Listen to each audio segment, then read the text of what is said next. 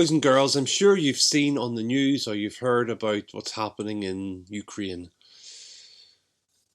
The Russian army are bombing the place. Many people are scared and frightened. Many lives have been lost already. And you might be thinking, boys and girls, what can we do about this? Maybe you're not, but there are things that we can do. Even though we are on a different part of the world, we can still help those people in Ukraine who need our help. And one of the best ways we can help, and one of the easiest ways we can help, is to pray. Let me tell you a story about Elijah. Elijah was a man of faith. He was a prophet in the Old Testament. And the people around the time, they'd taken their eyes off God. They were worshipping false gods. And Elijah was sent to do something about it. And there was a big showdown on top of a mountain called Carmel. And after that, the people knew that God was the one in control. Listen to the story of what happened next. It had not rained for over 3 years because the people had turned away from God to worship false gods. There was a big contest on Mount Carmel, and after that, people knew that God had power and not the false gods.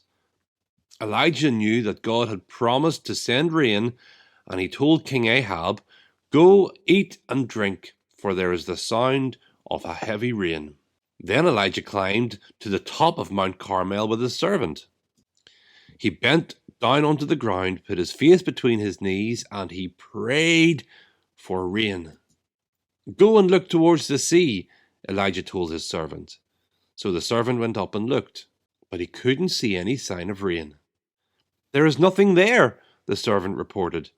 So Elijah prayed a second time. The servant was sent to look again, but he returned to say there was still no sign of rain. Elijah prayed for a third time. The servant looked out to the sea once more, but again there was nothing to see.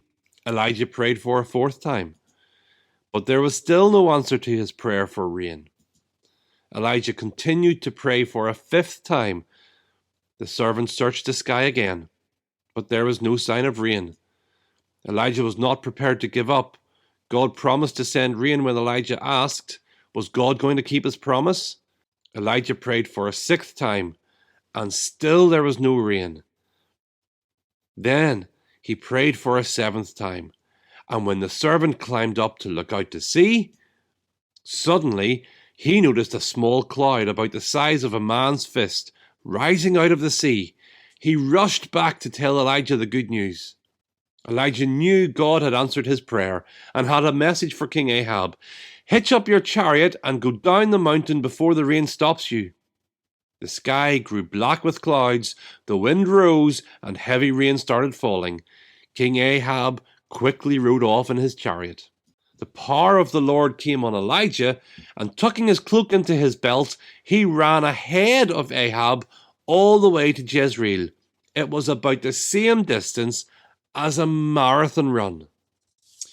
So, boys and girls, Elijah prayed, and it looked like nothing happened. He kept praying, it looked like nothing happened. He kept praying, nothing was happening. But Elijah persisted in prayer. He kept on praying, and eventually God answered his prayer and sent rain when people thought there was never going to be any rain. That's a lesson for us, boys and girls. We need to pray for these people in Ukraine. We need to pray for peace. We need to pray for something to be done, for an end to this war. And we need to keep on praying and keep on praying and keep on praying. So boys and girls, don't just pray once or twice for these people. Pray every day, please.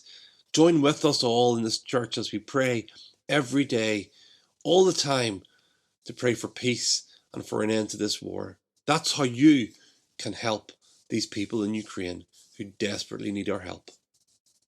Boys and girls, thank you in advance for doing this.